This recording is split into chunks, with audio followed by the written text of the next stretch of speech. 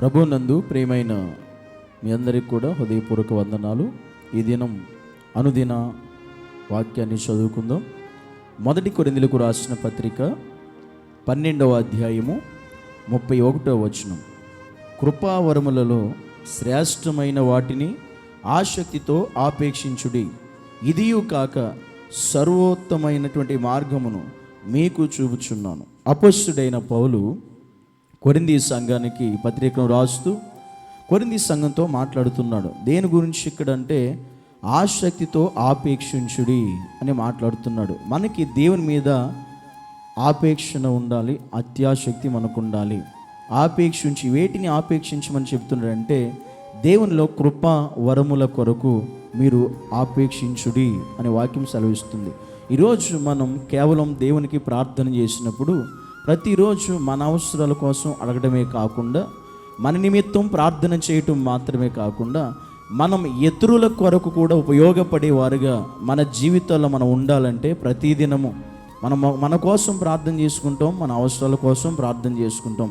కానీ ఈ దినము దేవుడు మనతో మాట్లాడే ఆత్మీయ విషయం ఏమిటంటే, మనం ఇతరులకు కూడా ఉపయోగకరంగా ఉండాలంటే, ఇతరులకు మేలుకరంగా మనం జీవించాలంటే, ఇతరులకు ప్రయోజనకరంగా మనం బ్రతకాలంటే దేవుడు మనకు అనుగ్రహించేటువంటి కృప వరములను గూర్చి కూడా మనం ఆసక్తి చూపు వారమై ఉండాలి, దేవుని అడిగేవారమై ఉండాలి.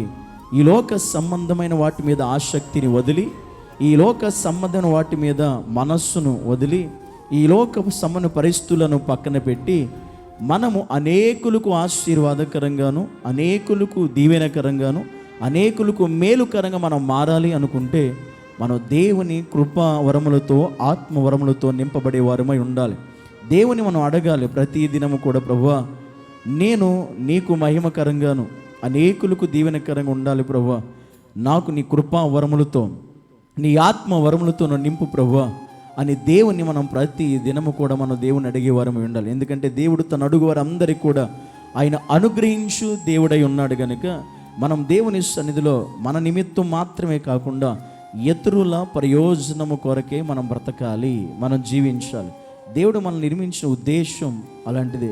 నువ్వలే నీ ప్రేమించిన రీతిగానే మనం కూడా మనం ఎలాగైతే దేవునిలో బలపడుతున్నామో, దేవునిలో ఎలాగైతే ఎదుగుతున్నామో, ఇతరులు కూడా అలాగే దేవునిలో ఎదగాలి, దేవునిలో బలపడాలి, దేవునిలో వారి ముందు కొనసాగాలి అనే ఉద్దేశం నీకుంటే, నేను కూడా దేవుని కృప వరాలతో నింపబడాలి, దేవుని యొక్క వరము చేత నేను వాడబడాలి అనే ఆశ, ఆసక్తి, ఆపేక్ష నీకు ఎప్పుడు కూడా ఆత్మ ఫలములపైన ఉండాలి, కృపా వరములపైన నీకు ఉండాలి. అది నీలో ఉన్నప్పుడు ఆశ కలిగిన ప్రాణాన్ని దేవుడు తృప్తిపరుస్తాను అని వాగ్దానం చేస్తూ ఉన్నాడు. ఆయన మాట ఇచ్చి మాట తప్పే దేవుడు కానే కాదు. నీకు ఆశ ఉన్నప్పుడు నీ ఆశ ఆయన తృప్తిపరచగలడు. ఆయన మన ప్రతి ఒక్కరి హృదయ వాంఛలను తీర్చగలిగే దేవుడు కనుక దేవుని సన్నిధిలో నీ నిమిత్తం కాకుండా మాత్రం ఇక నుంచి అయినా ప్రతి దినము నీ అనుదిన ప్రార్థనలో, ప్రభువా కృపా వరములతో నన్ను నింపు యేసయ్య, కృపా వరముల చేత నన్ను అభిషేకించు ప్రభువా, నీ వరముల చేత అనేకులకు నేను దీవెనకరంగా మారాలి ప్రభువా అని అనుదిన ప్రార్థనలో నీ నిమిత్తము కాకుండా అనేకుల ప్రయోజనం నిమిత్తమై నువ్వు ప్రార్థించవలసిన బాధ్యత ఒక క్రైస్తవుడిగా మనందరికీ ఉంది కనుక దేవుని సన్నిధిలో మనందరం కూడా ప్రార్థించాలి, దేవుణ్ణి అడగాలి. ఈ రీతిగా మనం దేవునిలో అడిగినప్పుడు దేవుడు తప్పకుండా మనకి ఆయన కృపా వరమును అనుగ్రహించి ఖచ్చితంగా ఆయన కొరకు మనల్ని సాక్షులుగా, ఆయన కొరకు అనేకులను దేవునిలోకి మనం నడిపించేవారుగా, మన ద్వారా అనేక మంది బలపడు రీతిగా దేవుడే మనల్ని నడిపిస్తాడు. కనుక మన జీవితంలో అనుదిన మన బ్రతుకులో, మన పరిస్థితుల్లో ప్రతి దినము ఈ లోకం మీద ఆశను వదిలేసుకుని ఈ లోక పరిస్థితులన్నిటినీ కూడా మనం పక్కన పెట్టి దేవుని సన్నిధిలో, ప్రభువా నీ ఆత్మవరాలతో, కృపావరాలతో నింపి నడిపించు అని ప్రతి ఒక్కరం కూడా దేవుని అడిగే వారమై ఉండాలి, దేవుని పాదాలు పట్టుకునే వారమై ఉండాలి, దేవుని గోజాడు వారమై మనం ఉండాలి.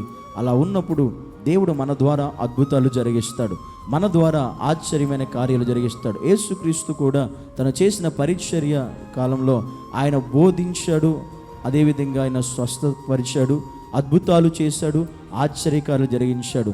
అంటే అర్థం ఆయనలో కృపావరాలు పని చేశాయి అని అర్థం. అపొస్తలుడైన పౌలు కూడా పేతురు గురించి కూడా మనం ఆలోచించినప్పుడు వారు అనుదిన పరీక్షలు కూడా వారు వాక్యాన్ని బోధించారు, స్వస్థతలు జరిగించారు, అద్భుతాలు చేసి, ఇవన్నీ పరీక్షలో ఒక భాగం.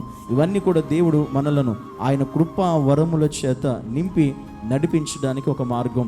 కనుక దేవుని సందులో ఈ దినము నుంచి దేవునిసిన ప్రతి ఒక్కరము కూడా ఈ దినము దేవుడు మనతో మాట్లాడుతున్న ఆత్మీయ వాక్కు, నీకున్న ఆపేక్షణ, నీకున్న ఆసక్తి దేని మీద ఉండాలంటే లోకం మీద కాదు, నీ అవసరాల మీద కాదు, ఇతరుల ప్రయోజనం కొరకు దేవుని కృపా వరముల చేత నేను నింపబడాలి అనేటువంటి ఉద్దేశంతో మనం దేవుని ఎదుట ఈ దినము నుండి ప్రార్థించేటువంటి వారిగా ఉండాలని ఈరోజు దేవుడు మనతో మాట్లాడుతూ ఉన్నాడు. కనుక ప్రతి ఒక్కరం కూడా దేవుని సన్నిధిలో ఈ దినం నుంచి మనందరం కలిసి దేవుని ఎదుట ఉదయకాలశంలో మనం కలిసి ప్రార్థన చేద్దాం. దేవుని ఎదుట ఖచ్చితంగా ప్రభువా నీ వరముల చేతను నింపు అని అడుగుదాం దేవుణ్ణి. అలాగా నీకు ఆసక్తి ఉంటే నిజంగా నాతో కలిసి అందరం కూడా కలిసి ప్రార్థన చేద్దాం. పరిశుద్ధుడైన తండ్రి, నీకు వందనాలు, స్తోత్రాలు ప్రభువా. నీ సన్నిధిలోనైనా మేము ఇతరుల కొరకు ఉపయోగపడేవారుగా, నీ నామాన్ని హెచ్చించేవారుగా, నీ నామాన్ని గణపరిచేవారుగా ప్రభువా, మేము అనేక మందికి దీవెనకరంగా ఆశీర్వాదం ఉండటానికి నీ కృపా వరముల మీద ఆసక్తి కలిగి ఆపేక్షణ కలిగి మేము ఉండుటకు సహాయం చేసి చూపించండి ప్రభువా.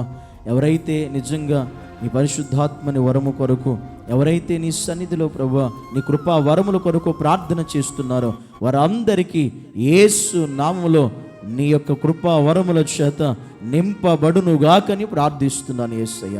అట్టి ఆత్మ చేత నింపి నడిపించి సహాయము చేసి కృప చూపించి దేవా, నీ నామానికే సమస్త మహిమ కూడా ఘనత ప్రభావాలను పొందుకోండి. ఈ అనుదిన వాక్యం వింటున్న ప్రతి బిడ్డను దీవించి ఫలింపచేసి వర్ధిల్ల చేసి నీ దీవెన చేత నీ బిడ్డలను నింపమని యేసుక్రీస్తు శక్తి కలిగిన పరిశుద్ధమైన ఉన్నతమైన నామంలో ప్రార్థించి అడిగి వేడుకుంటున్నాము పరమ తండ్రి. Amen, amen. మన తండ్రి అయిన దేవుని యొక్క ప్రేమయు, కుమారుడైన యేసుక్రీస్తు యొక్క కృపయు, పరిశుద్ధాత్మ యొక్క అన్యోన్య సహవాసమైన సన్నిధి ఆదరణ సదాకాలం మనకు, మన కుటుంబాలకు, సర్వలోకమున్న చారిత్రక సంఘం అందరికీ సదాకాలము తోడై ఉండి నడిపించునుగాక. ఆమెన్.